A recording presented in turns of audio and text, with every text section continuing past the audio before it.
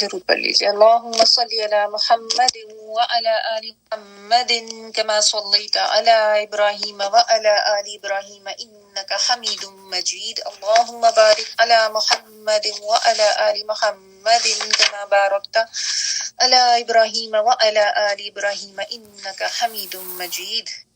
رب اشرح لی صدری ویسر لی امری واحلل عقدۃ من لسانی یفقهوا قولی. اما بعد اعوذ باللہ من الشیطان الرجیم بسم اللہ الرحمن الرحیم. جی ہم لوگ جو ٹاپک پڑھ رہے ہیں وہ عمرہ حدیبیہ کا ٹاپک ہے جو ذوالقعدہ سن 6 ہجری میں ہوا تھا.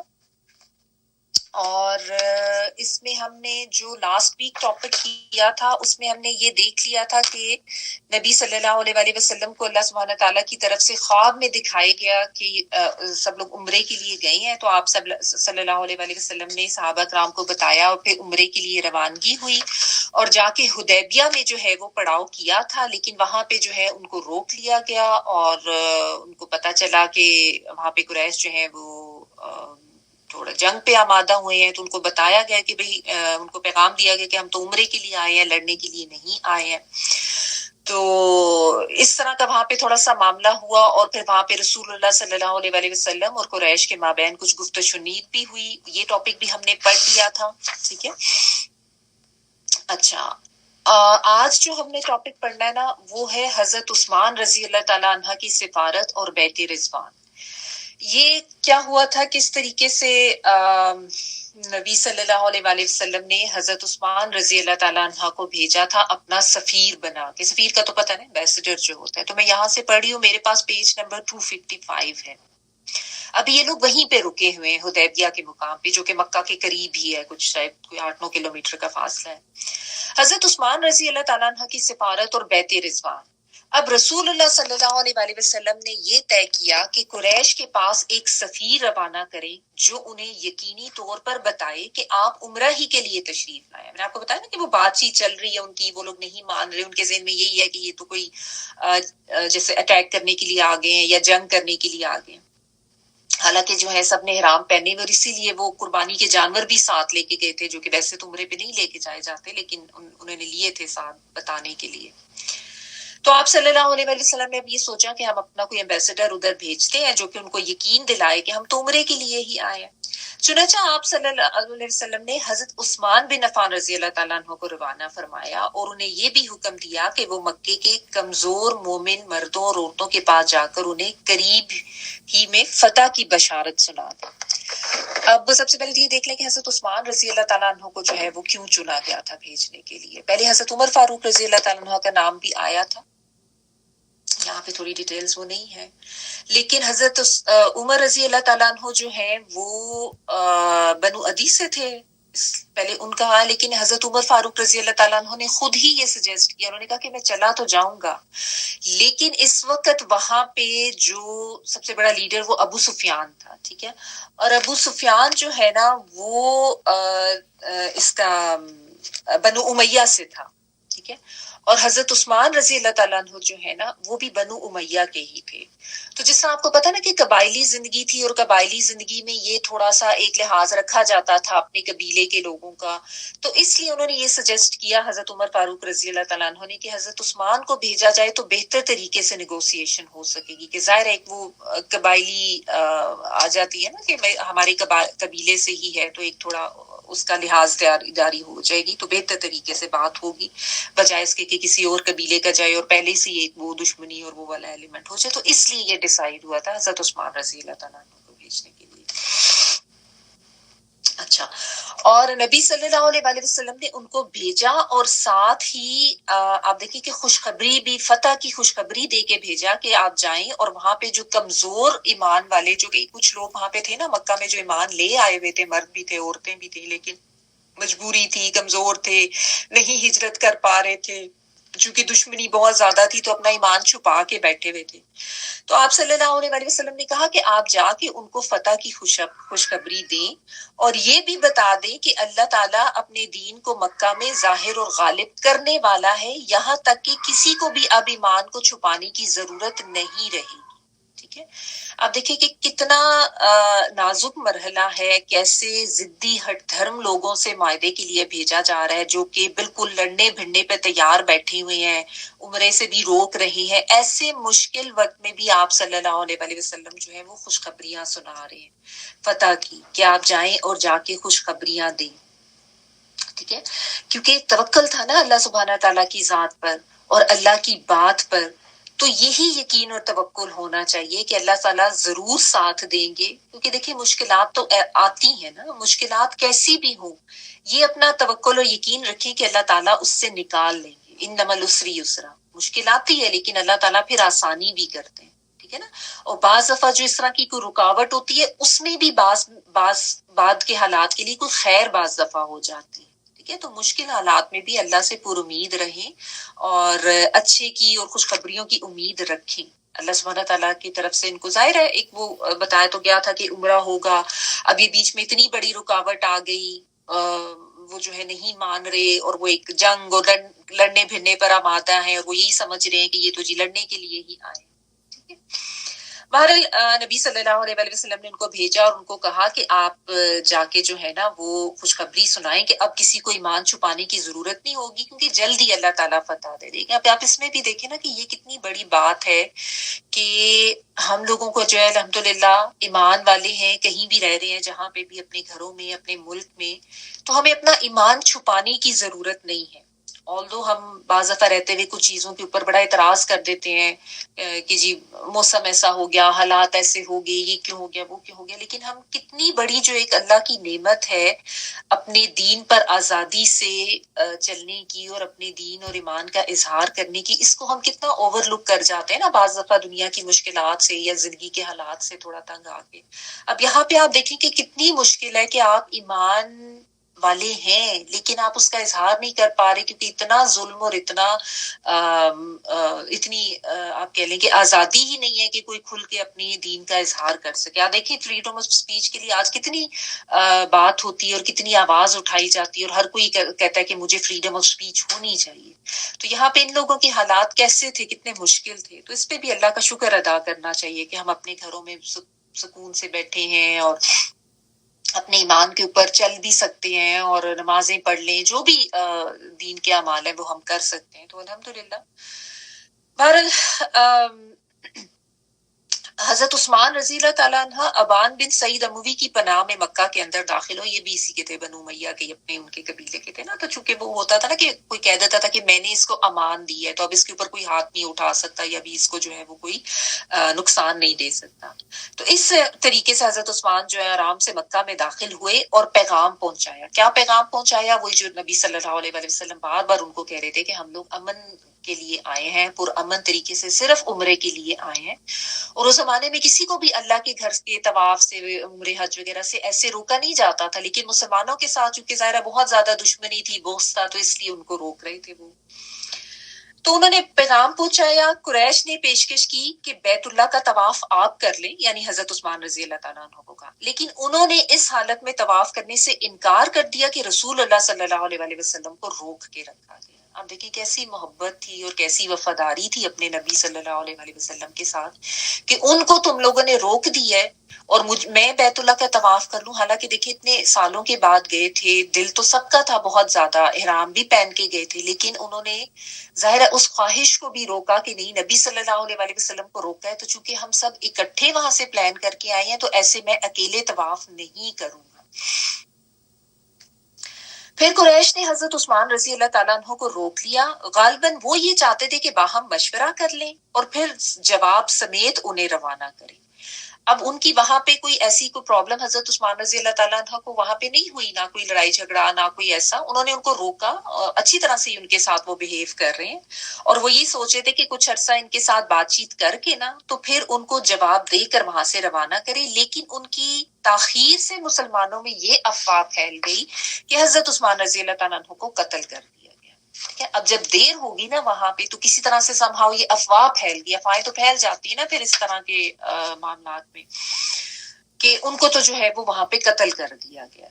اب چونکہ قاصد کو قتل کرنے کا مطلب یہ ہوتا ہے کہ جنگ کا اعلان کر دیا گیا ہے، اس لیے رسول اللہ صلی اللہ علیہ وآلہ وسلم نے یہ بات سنی تو آپ نے فرمایا ہم اس جگہ سے ٹل نہیں سکتے یہاں تک کہ ان لوگوں سے مارکا آرائی نہ کر لیں. ٹھیک ہے نا. اب یہ یعنی سفیر کو جب بھیجا جائے، آج کے دور میں بھی ایسے دیکھیں کسی ملک کا ایمبیسڈر اگر کہیں پہ جائے اور وہاں پہ اس کو قتل کر دیا جائے تو یہ تو ایک طرح کا اعلان جنگ ہوتا ہے نا اگلی قوم کی طرف سے کہ بھئی ہم نے تمہارا ایمبیسڈر قتل کر دیا. تو جن کا ایمبیسڈر ہے ظاہر ہے وہ آواز تو اٹھائیں گے، وہ چپ کر کے تو نہیں بیٹھیں گے، تو بہت بڑا اقدام ہوتا تھا. تو ایسے ہی ہوا. اصل میں تو دیکھیں یہ ایک امتحان چل رہا ہے نا مسلسل. پہلے روک لیا گیا، نیگوسیشنز ناکام ہو رہی ہیں، اپنا سفیر بھیجا، اس کے بارے میں یہ افواہ پھیل گئی کہ انہیں قتل کر دیا گیا. تو یہاں پہ ایمان کا بھی امتحان ہے، صبر کا بھی امتحان ہے.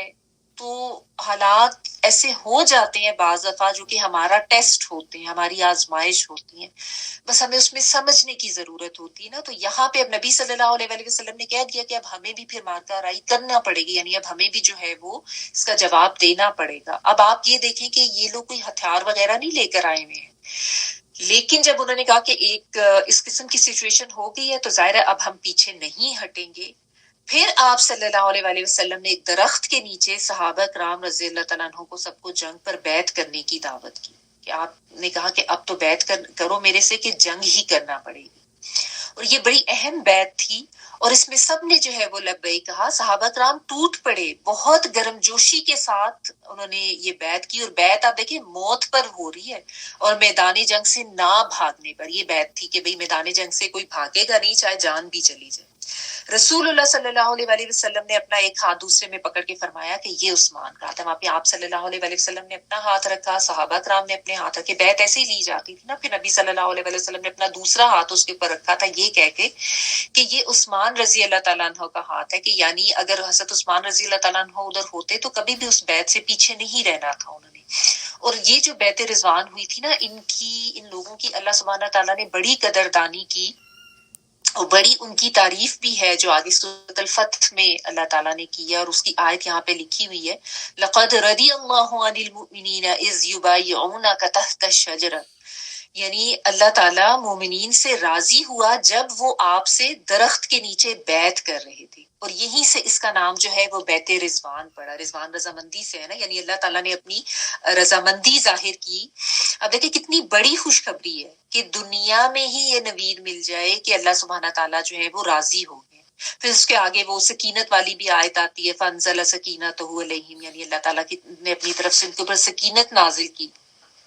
یعنی اللہ تعالیٰ جب راضی ہو جاتے ہیں نا اور اللہ تعالیٰ دیکھتے ہیں کہ سچی نیت ہے، سچی نیت سے عہد کیا جا رہا ہے، تو پھر اللہ کی رضا کے لیے جو خالص ہو کے کام کرتے ہیں نا، اللہ تعالیٰ خود ان کو کامیابی کی نوید بھی دے دیتے ہیں اور ان کے دلوں پر سکون بھی تاری کر دیتے ہیں. تو یہی ان لوگوں کے ساتھ ہوا. اب اس میں جو ہے نا آپ اس چیز کو ذہن میں رکھیں کہ جیسا میں نے آپ کو بتایا کہ یہ لوگ بالکل نہ ہٹتے ہیں، یہ تو عمرے کی نیت سے نکلے ہیں، کوئی ایسی ان کی کوئی جنگی تیاری نہیں ہے اور سامنے دشمن ہے جو کہ جس کے پاس نفری بھی بہت زیادہ ہے، ان کے پاس سارے جنگی ساز و سامان بھی ہے اور وہ بار بار جو ہے وہ جنگ پر ہی تلے جا رہے ہیں. اور ان کو یہ پتا چل گیا کہ انہوں نے تو ہمارے سفیر کو قتل کر دیا تو اب تو جنگ ہونا ناگزیر ہے، لازمی ہے ہوگی. لیکن کچھ بھی پاس نہ ہونے کے باوجود سب نے کہا کہ ہم جانے دینے کو تیار ہیں. نبی صلی اللہ علیہ وآلہ وسلم نے بیعت کا کہا ہے تو اب ہم ان کے ہاتھ پہ بیعت کریں گے. آپ دیکھیں کیسی وفاداری اور کیسی ان کی جانثاری تھی نبی صلی اللہ علیہ وآلہ وسلم کے لیے، اللہ کے دین کے لیے، کہ جان قربان کرنے پر تو فوراً تیار ہو جاتے تھے. ٹھیک ہے. تو اللہ تعالیٰ نے ان کی بڑی تعریف کی، ان کے لیے رضامندی کی خوشخبری بھی دی، ان پہ سکینت نازل کی. اچھا اب آگے کیا ہوا؟ اللہ سبحانہ تعالیٰ کی آپ دیکھیں کیسی اسٹریٹجی کہ اب ان دشمنوں پہ کیسا روب طاری ہوا.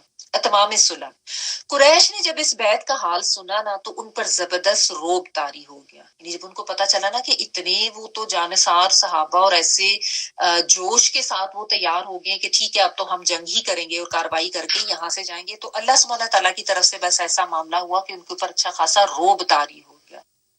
اور انہوں نے صلح کرنے کے لیے سہیل بن عمر کو بھیجا. सुहेल ने लंबी गुफ्तगू की, ये वहाँ का ये भी एक अच्छी फेमस पर्सनालिटी थे, खतीब भी थे, तो इनको उन्होंने भेजा बातचीत करने के लिए। सुहेल बिन अमर जो थे उसने आके लंबी गुफ्तगू की, ये अभी तक मुसलमान नहीं हुए थे, ये भी बाद में मुसलमान हो गए थे। बेटे इनके दो जो हैं वो मुसलमान हो गए थे, अबू जंदल और अब्दुल्ला बिन सुहेल उनके नाम थे। बहरहाल अब वो बातचीत हुई आपस में इनकी, ठीक है, और एक तो ज़ाहिर इनको ये भी पता चल गया कि हज़रत उस्मान रज़ी अल्लाह ताला अन्हु खैरियत से हैं, और फिर ये हुआ कि अब इस वक्त जो है ना आपस में कुछ शराइत तय कर लेते हैं, कोई मायदा कर लेते हैं, यानी दोनों तरफ से जो है वो जंग ना हो और सुलह से इस तरीके से मायदा तय, इसी को सुलह हुदैबिया कहते हैं। बहरहाल उसमें जो शराइत तय हुई थी वो यहाँ पे लिखी हैं, उसके पॉइंट्स वो मैं आपको पढ़ के बता देती हूँ। पहली उसमें ये शर्त है कि रसूलुल्लाह सल्लल्लाहु अलैहि वसल्लम इस साल मक्के में दाखिल हुए बगैर तमाम मुसलमानों के साथ वापस जाएंगे। अगले साल मक्का आएंगे, 3 रोज क़याम करेंगे, उनके साथ कोई हथियार ना होगा, सिर्फ मियान के अंदर तलवारें होंगी। अब आप देखिए सबसे पहली शर्त ही कितनी ज्यादा नाइंसाफी की थी कि आज इस साल तो आप उम्रा नहीं कर सकते, वापस जाएं, अगले साल तशरीफ लेकर आए।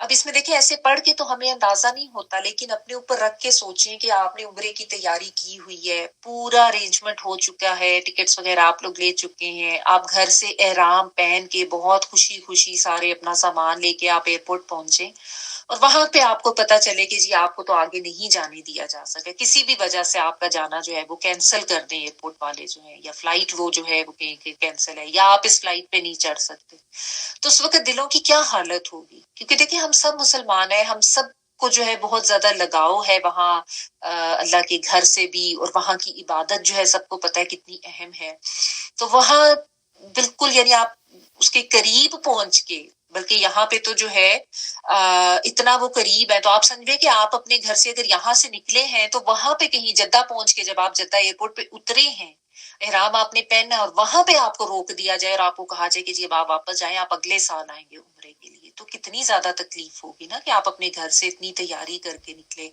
और अभी हम लोग तो जो है वो फ्लाइट्स में जहाजों में बैठ के जाते हैं, यहाँ पे तो जो सफर है वो 8-8 10-10 दिन का सफर होता था ऊंटों पर, और पैदल चल चल के लोग करते थे, सवारियां भी इतनी नहीं होती थी, फिर साथ जानवर भी लिए हुए हैं, उनको भी साथ संभालना और चलना, बहुत मुश्किल सफर था। और इतने जोश और जज्बे से, आपको याद होगा तकरीबन 1400 सहाबा का हमने पढ़ा था कि वो साथ निकले हैं, और बड़ी तकलीफ उस वक्त जाहिर है उनको हुई, लेकिन ये शराइत जो है नबी सल्लल्लाहु अलैहि वसल्लम ने मानी, और उन्होंने ये भी कहा कि जी अगली दफा भी जब आप आए तो तलवारें आपकी म्यान के अंदर होंगी, कोई हथियार साथ नहीं होगा। हालांकि अभी भी कोई ऐसा नहीं था मामला, लेकिन बस वो अपनी एक तरह से शराइत मनवाना चाह रहे और अपनी तसल्ली के लिए। बहरहाल एक शर्त ये थी। दूसरी ये थी कि फरीकैन में 10 साल के लिए जंग बंद रहेगी, ये सबसे अहम बात थी, जिससे बहुत ज्यादा फायदा बाद में हुआ था इस्लाम को ना, कि वो जो एक अमन और अमान का वायदा हो गया था, तो उससे ज़ाहिर एक सुकून हो जाता है।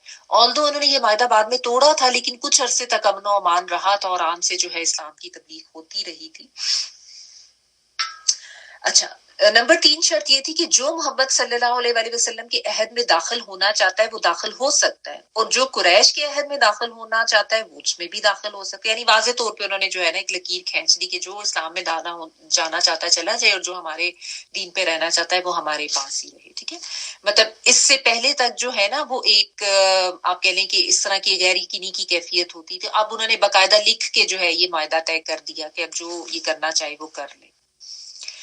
चौथी शर्त अब आप ये देखें, ये बड़ी गैर मुनसिफाना थी कि कुरैश का जो आदमी मुसलमानों की पनाह में जाएगा, मुसलमान उसे कुरैश के हवाले कर देंगे, लेकिन मुसलमानों का जो आदमी कुरैश की पनाह में आएगा कुरैश उसे वापस ना करेंगे। देखिए कितनी ज्यादती वाली ये शर्त है कि हमारा कोई बंदा तुम्हारी तरफ आएगा मुसलमानों की तरफ, तो उसको तुमने जरूर वापस कर देना, लेकिन तुम्हारा कोई बंदा जो तुम लोगों से हट के हमारे पास आ जाएगा हम उसको वापस नहीं करेंगे, ठीक है। लेकिन इन सब शर्तों के बावजूद नबी सल्लल्लाहु अलैहि वसल्लम ने, हालांकि ये जाती वाली नाइंसाफी वाली शर्तें थी, लेकिन आप सल्लल्लाहु अलैहि वसल्लम ने अपनी हिकमत से उस वक्त यही मुनासिब समझा कि इस वक्त बेहतरीन तरीका यही है कि सुलह कर ली जाए, कि अमन अमान कायम रहे, क्योंकि ये तो पुरअमन तरीके से ही आए थे, कोई ऐसी तैयारी भी नहीं थी। बहरहाल आप सल्लल्लाहु अलैहि वसल्लम ने इन शराइत को माना। इसके बाद आपने हजरत अली रजी अल्लाह तआला अन्हु को बुलाया और इमला कराई, कि वो डिक्टेशन वगैरह कर लेते थे ना, लिख लेते थे, और ये कराई कि बिस्मिल्लाहिर्रहमानिर्रहीम लिखें, یعنی اللہ کے نام کے ساتھ نا. تو سہیل نے کہا کہ ہم نہیں جانتے کہ رحمان کیا ہے, آپ بسمک اللہم لکھے, کیونکہ یہ تو رحمان اور رحیم ان ناموں سے واقف نہیں تھے نا, اور اس پہ ان کو اعتراض بھی بہت رہتا تھا. یہ تو لات منات عزا اس طرح کے ناموں کو مانتے, تو اس نے کہا کہ آپ بس بسمک اللہم لکھے.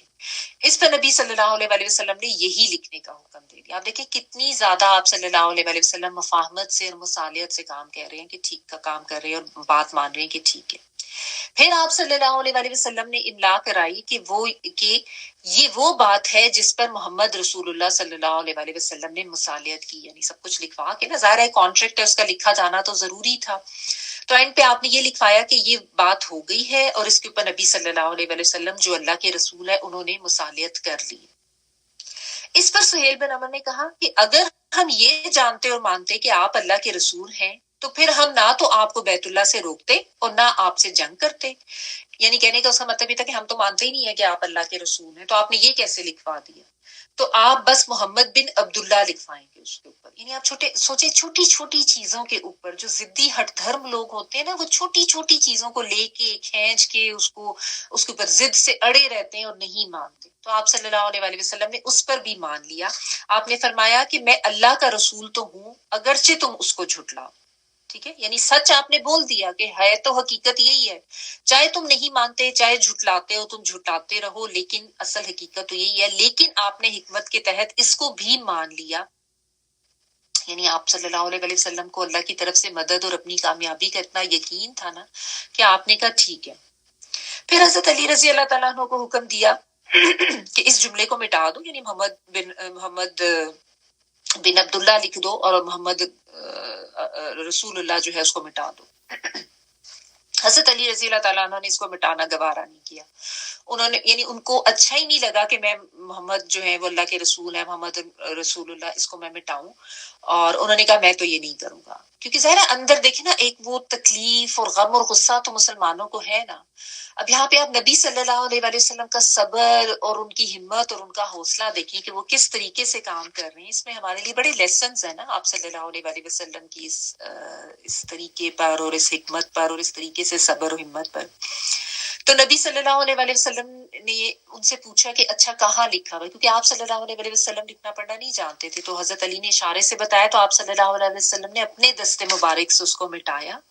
پھر پوری دستاویز کے 2 نسخے لکھے کہ ایک نسخہ قریش کے پاس رہا اور ایک نسخہ جو تھا وہ مسلمانوں کے لیے. یعنی آپ صلی اللہ علیہ وسلم نے حتی الامکان یہی کوشش کی کہ جتنی مصالحت ہو سکتی ہے وہ ہو جائے, کوئی معاملہ جو ہے وہ بگڑے نہ. آپ نے کہا میں خود مٹا دیتا ہوں, کہ حضرت علی جو ہے وہ نہیں مٹانا گوارا کر رہے تھے, آپ نے خود مٹایا. اور پھر وہاں پہ محمد بن عبداللہ ان کو کہا کہ لکھ دو, اور پھر 2 جو ہے وہ نمونے بنا لے دیے, یعنی 2 پیپرز پہ لکھا گیا, ایک قریش کے پاس رہا اور دوسرا جو ہے وہ نبی صلی اللہ علیہ وسلم مسلمانوں کے پاس. اب یہ جو ہے وہ معاہدہ طے پا گیا. آگے اس میں یہ بھی امپورٹنٹ بات ہے, ابو جندل کا قضیہ. صلح نامہ ابھی لکھا ہی جا رہا تھا کہ قریش کے نمائندے, یہی جو آیا ہوا تھا نا بات کرنے کے لیے, سہیل بن عمر. اچھا اس کو امر پڑھنا ہے, یہ لکھ رہا تو امر آگے واؤ بھی ہوتا ہے, یہ امرو نہیں ہوتا, امر پڑھا جاتا ہے. ٹھیک ہے, کہ ان کے صاحبزادے ابو جندل یہ مسلمان ہو چکے تھے. یہ بیڑیاں گھسیٹتے ہوئے پہنچے. بیڑیاں کیوں گھسیٹتے ہوئے پہنچے؟ کیونکہ یہ جو دونوں بھائی مسلمان ہو گئے تھے نا, ایک یہ اور ایک ان کے بھائی تھے عبداللہ بن سہیل, دونوں کو جو ہے نا باپ نے, یعنی یہ سہیل بن عمر نے قید کر کے رکھا ہوا تھا بیڑیاں ڈال کے, کیونکہ وہ تو یہ کہتے تھے نا کہ یہ تو گمراہ ہو گئے اور یہ کیا ان کو ہو گیا. تو اس نے باقاعدہ ان کو نا قید کر کے بیڑیاں ڈال کے رکھا ہوا تھا. اب کسی طرح سے ابو جندل جو ہے وہ وہاں سے فرار ہونے میں کامیاب ہو گئے. ظاہر باپ آلریڈی گھر پہ نہیں تھا, ادھر آیا ہوا تھا. اب وہ کس طرح سے, اب اس سچویشن کو بھی نا آپ میں چاہوں گی تھوڑا سا امیجن کریں کہ اس میں بھی کتنا دکھ اور تکلیف کا یہ معاملہ تھا کہ وہ بیڑیاں گھسیٹتے ہوئے پہنچے. سہیل نے ان کی واپسی کا مطالبہ کر دیا. نبی صلی اللہ علیہ وسلم نے فرمایا کہ ابھی تو یہ نوشتہ مکمل ہی نہیں ہوا, یعنی ابھی تو ہم کانٹیکٹ کر رہے ہیں, کیونکہ کانٹیکٹ یہی تھا نا کہ اگر قریش سے کوئی ان کے پاس آئے گا تو اس کو واپس کر دیا جائے گا. سہیل نے کہا ٹھیک ہے میں آپ سے صلح ہی نہیں کرتا. کہ دیکھیں وہ تو بہانے کی تلاش میں تھے نا وہ لوگ, کہ بس کہیں سے لڑائی جھگڑے کا موقع ملے اور صلح نہ ہو, جنگ ہو جائے. ٹھیک ہے, وہ تو ان کے تو اتنی ایکسپیکٹیشن تھی نہیں کہ یہ اتنی ناانصافانہ ہماری غیر منصفانہ ہماری جو شرائط ہیں یہ مان لی جائیں گی. لیکن آپ صلی اللہ علیہ وسلم تو ظاہر ہے اللہ تعالیٰ کی گائیڈنس سے کام کرتے تھے نا, اللہ تعالیٰ کی طرف سے آپ کو یہ گائیڈ کیا گیا. تو جب اس نے اس طریقے سے تھوڑا سا اڑا, حالانکہ اپنا بیٹا ہے اور اس پہ وہ اتنا ظلم کر رہا تھا, تو اس نے کہا کہ ٹھیک ہے پھر رہنے دے، ہم کانٹریکٹ کرتے ہی نہیں، ہم کوئی صلح نہیں کر رہے آپ سے. آپ صلی اللہ علیہ وآلہ وسلم نے فرمایا کہ اچھا تم ابو جندل کو میری خاطر چھوڑ دو. تو اس نے کہا کہ یہ بھی نہیں ہو سکتا. اب آپ دیکھیں کہ صحابہ کرام کا ایک طرف رویہ دیکھیں کہ کیسے نبی صلی اللہ علیہ وآلہ وسلم کی بات جس میں جان بھی جاری ہوتی تھی اس پہ لبیک کرتے تھے. اور یہاں پہ یہ چونکہ یہ ابھی تو یہ کفر پہ تھے نا، بعد میں اسلام لائے تھے، تو اس نے کہا کہ نہیں میں تو یہ بھی نہیں کروں گا. یعنی اتنا ہٹ دھرمی کا رویہ تھا. پھر سہیل نے ابو جندل کو مارا بھی. ابو جندل نے چیخ کر مسلمانوں کو کہا کہ مسلمانوں کیا میں مشرکین کی طرف واپس لوٹا دیا جاؤں گا کہ وہ مجھے میرے دین سے فتنے میں ڈالیں. یہ بڑا جذباتی منظر تھا، اور اس میں صحابہ کرام کو اپنے اوپر نا یعنی کنٹرول کرنا بھی مشکل ہو رہا تھا، اپنے جذبات پہ، اپنے غصے پہ. اور ظاہر ہے ایک ترس بھی آ رہا تھا ان کے اوپر کو کیسے بیڑیاں، کیونکہ ان کے اوپر ظلم بھی کیا جاتا تھا، اور وہ بیڑیاں گھسیٹتے ہوئے آئے ہیں اور اس یقین کے ساتھ آئے تھے کہ اب مسلمانوں کے ساتھ میں چلا جاؤں گا تو میری بچت ہو جائے گی، مجھے آزادی مل جائے گی، سکون مل جائے گا. تو رسول اللہ صلی اللہ علیہ وآلہ وسلم نے پھر اب ان کو کن الفاظ میں تسلی دی کہ ظاہر ہے اب کانٹریکٹ کے اوپر تو عمل کرنا تھا نا. پھر کمپرومائز کیا اور آپ صلی اللہ علیہ وآلہ وسلم نے کہا کہ صبر کرو اور اس کو اپنے لیے ثواب کا باعث سمجھو. اللہ تمہارے لیے اور تمہارے علاوہ جو بھی دوسرے کمزور مسلمان ہیں ان سب کے لیے کشادگی اور پناہ کی جگہ بنائے گا. ٹھیک ہے نا. تو آپ صلی اللہ علیہ وسلم نے دیکھیں ایک تو صرف صبر کا کہا، صرف صبر کا نہیں کہا، ساتھ اجر اور ثواب کی بھی یقین دلائی. جیسا عموماً ہم لوگ تو لوگوں کو بالعموم یہ کہہ دیتے نا صبر کرو صبر کرو، لیکن ساتھ اگر ان کو ہم صبر کی نوید سنائے نا، کہ اگر تم اجر کی نوید سنائے کہ دیکھو اگر تم صبر کرو گے تو اس پہ اللہ تعالیٰ کی طرف سے بہت اجر و ثواب ملے گا، ریوارڈ ملے گا، درجات بلند ہوں گے، تمہارا مال نامہ جو ہے وہ اس میں نیکیاں لکھی جائیں گی، وہ بھاری ہوگا، تمہارے لیے خیر ہوگی آخرت کے لحاظ سے. اور ساتھ یہ بھی ان کو خوشخبری دے رہی ہیں کہ اللہ تعالیٰ تمہارے لیے کشادگی ضرور کریں گے اور تمہارے لیے کوئی پناہ کی جگہ ضرور تمہیں ملے گی. ٹھیک ہے. تو یہاں پہ آپ دیکھیں نا نبی صلی اللہ علیہ وآلہ وسلم کا کتنا بلند کردار اور اخلاق نظر آتا ہے، اور کتنا باوقار رویہ ہے تھرو آؤٹ اس صلح کے درمیان. آپ صلی اللہ علیہ وآلہ وسلم نے بہت اعلیٰ ظرفی کا مظاہرہ کیا، بہت صبر کا مظاہرہ کیا. تو یہی آپ صلی اللہ علیہ وآلہ وسلم کی سیرت اور ان سب چیزوں میں ہمارے لیے لیسنز ہیں کہ ایسے وقت میں جب اگلے آپ کو بھڑکا رہے ہیں اور آپ کے اوپر الزامات کی بوچھاڑ ہے اور بہت غیر منصفانہ رویہ ان کی طرف سے رکھا جا رہا ہے، تو ایسے میں آپ نے اللہ پہ توکل کرنا ہے، کوشش کرنی ہے، مصالحت کی حکمت سے کام لینا ہے، صبر سے کام لینا ہے، غصے میں نہیں آنا. ٹھیک ہے. اب یہاں پہ دیکھیں حضرت عمر بن خطاب کا غصہ دیکھیں کہ حضرت عمر بن خطاب رضی اللہ تعالیٰ عنہ نے ابو جندل کو بھڑکایا کہ اپنے باپ سہیل کو قتل کر دو، لیکن انہوں نے ایسا نہیں کیا. ٹھیک ہے. تو ظاہر ہے صحابہ کرام جو تھے وہ بھی بہت غصے میں بھی تھے، اور بہت جس کو کہتے ہیں نا غصے میں پیچ و تاب کھانا، اور سمجھ نہیں آ رہی تھی کہ کیا کریں. تو یہ اتنا غم و غصہ تھا کہ ہم عمرہ پہن کے اتنا مکہ کے قریب آ گئے ہیں، اتنا مشکل سے اتنا لمبا سفر کر کے ہیں، اور اب ہمیں یہاں سے کہا جا رہا ہے کہ واپس جاؤ، ہم عمرہ نہیں کر سکتے. تو اس کا بہت زیادہ غصہ تھا. پھر جو صلح کی شرائط طے پا رہی ہیں وہ بھی اتنی زیادتی والی ہیں، اس پہ بھی غصہ ہے، اور وہ دیکھ رہے ہیں کہ نبی صلی اللہ علیہ وآلہ وسلم مسلسل جو ہے وہ ہر چیز مانی جا رہے ہیں. ٹھیک ہے. تو چلے 12:30 ہو گیا، ابھی ہم اس کو یہیں تک رکھتے ہیں. اس سے آگے جو ہے کہ مزید کیا ہوا تھا، ابھی یہ ٹاپک چل رہا ہے، اس کو انشاءاللہ تعالی ہم نیکسٹ ویک کمپلیٹ کریں گے. واخر الدعوانا الحمدللہ رب العالمین. سبحانک اللہم و بحمدک، نشہد ان لا الہ الا انت، نستغفرک و نتوب الیک. سبحان ربک رب العزۃ عما یصفون وسلام علی المرسلین والحمدللہ رب العالمین. بارک اللہ لی و لکم فی القرآن العظیم ونفعنی و ایاکم بالآیات و ذکر الحکیم. دعا کر لیجیے.